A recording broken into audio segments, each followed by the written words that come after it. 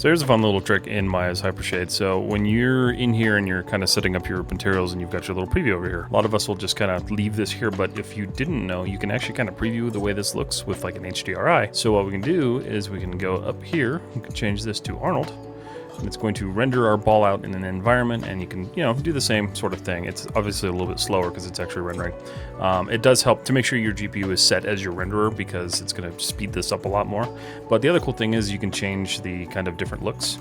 So if we wanted to change the interior, we can just figure out how it's going to look in this interior. And it's got a couple pre-baked interiors that you can kind of play with and then figure out what you like. But this is a fun way to preview your materials and make sure they're kind of working right, as well as just being able to see how things like shadows and lighting are working a little bit more on the material itself before you get it put in your final scene and try to render your final object.